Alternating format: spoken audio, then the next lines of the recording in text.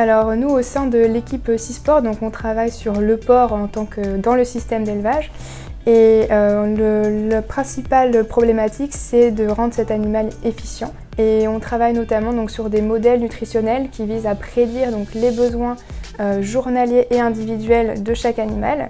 Donc là, c'est possible maintenant grâce à beaucoup d'automates qui sont présents en élevage, donc qui permettent la distribution d'une ration donnée à un jour donné à un animal donné. Donc au niveau des données, jusque-là, on s'est intéressé au niveau des données de production. Donc tout ce qui a été ingestion de l'aliment, le poids de l'animal, des données aussi un peu environnementales qui sont facilement mesurables à l'échelle d'une salle. Mais maintenant, on s'intéresse aussi à des données plus individuelles, comme les données de comportement qui représentent aussi un indicateur de bien-être de l'animal. Et c'est donc à partir de cette idée qu'est née la thèse de Maëva. Et donc dans ma thèse, la première étape était du coup de réaliser un certain nombre d'expérimentations qui nous a permis de filmer les truies pendant toute leur gestation en continu, ce qui nous a permis d'obtenir un certain nombre d'images qui représentaient 8 Tera de vidéos.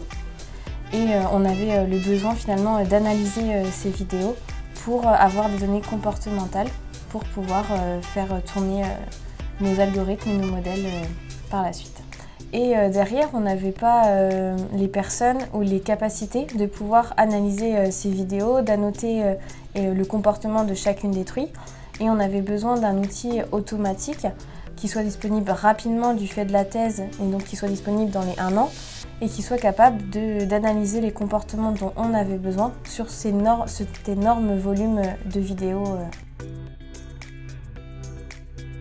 Alors j'ai découvert Dilepix tout simplement sur LinkedIn par rapport à un projet qu'ils avaient sur pareil de l'analyse d'images sur des porcelets. Et au vu de l'étendue des projets que menait Dilepix, on s'est tourné vers eux en se disant qu'ils pourraient correspondre à ce qu'on avait besoin et à l'adaptabilité qu'on avait besoin sur ce projet.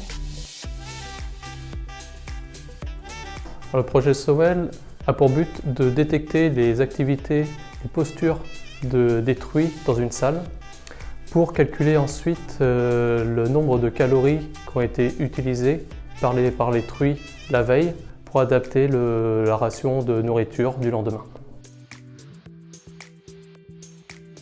Le projet a duré 8 mois, divisé en plusieurs phases.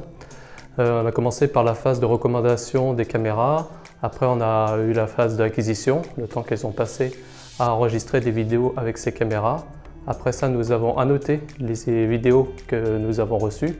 Puis nous avons développé le réseau de neurones que nous avons entraîné avec les annotations que nous avons effectuées précédemment. Et nous avons développé toute la partie qui englobe le réseau de neurones pour pouvoir l'utiliser et le déployer sur notre plateforme cloud qui peut être utilisée par l'INRAE par la suite. Le but du réseau de neurones est de détecter les postures des truies sur une image, de savoir si les truies sont couchées, debout, en train de manger, en train de boire. Et donc après, on peut corréler ça à la journée entière. Pour les éleveurs, il va falloir donc qu'ils achètent des caméras et qu'ils les disposent dans leur salle de gestation. Donc selon la salle, il y aura 1, 2, 3 caméras. L'idée c'est d'avoir un recouvrement complet de la salle. Et ensuite, donc, ces vidéos vont être enregistrées continuellement et transmises sur une plateforme d'analyse des vidéos, donc la plateforme de Dilepix, qui permet ensuite de fournir donc, à l'éleveur ou au chercheur des jeux de données ou alors des résultats sous forme graphique pour analyser la situation. Est-ce qu'il y a une forte activité au sein du groupe ou pas, et est-ce qu'on doit agir sur leur ration ou pas. Donc ensuite, à long terme, l'idée, ça sera de faire le lien entre ces sorties de plateforme et notre modèle nutritionnel pour recalculer automatiquement les rations des animaux ou, dans l'idéal, de chaque animal. L'idée, c'était de se tourner vers un outil qui se développait de plus en plus, qui était à un coût assez limité pour l'éleveur. Aussi un capteur qui soit non invasif pour l'animal. Et finalement, ce sont l'utilisation de la caméra et de la vision par caméra qui nous a plus attirés pour analyser le comportement des truies. Et aussi parce que c'est un système automatique. parce que généralement les vidéos, il faut les analyser manuellement et ça prend beaucoup de temps, on investit beaucoup dans les stagiaires. Mais voilà, au cours d'un stage de 6 mois, généralement, ils peuvent analyser même pas 1 Tera de vidéos. Donc voilà, si on veut avoir une analyse complète de nos vidéos, par exemple les 8 Tera de Maeva, et ben, manuellement c'est pas possible, il nous faut vraiment une solution automatique. Dans l'ensemble, je trouve que c'est très intéressant parce qu'on partage donc un point de vue différent sur une même question. Donc le point de vue plus appliqué du côté start-up et le point de vue plus zootechnique avec des idées encore un peu floues. Donc ça permet de mettre des étapes aussi au développement de notre projet, ça permet d'avoir une vision économique sur ce qu'on veut construire. Alors ça s'est très bien passé. Au début, elles avaient vraiment une idée à développer et donc en discutant avec elles, on a vu qu'avec le temps assez court qu'elles avaient, parce que Maeva est en thèse et qu'elle devait avoir des résultats assez rapidement, il fallait, entre le début des discussions et la fin du projet, ça devait durer au maximum 1 an. Donc à partir de ce périmètre qui était assez restreint, on a décidé de partir sur l'analyse de truies par groupe, au lieu de le faire de manière individuelle.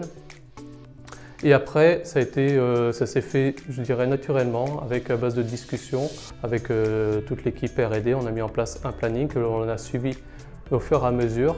Et régulièrement, on faisait des points avec INRAE et pour voir où en était l'état d'avancement et où en était aussi l'état d'avancement de leur côté, parce qu'on avait toujours des tâches à faire qui étaient un peu parallélisées, qui permettaient d'avancer dans le bon sens pour arriver jusqu'à la fin du projet et livrer le produit à temps.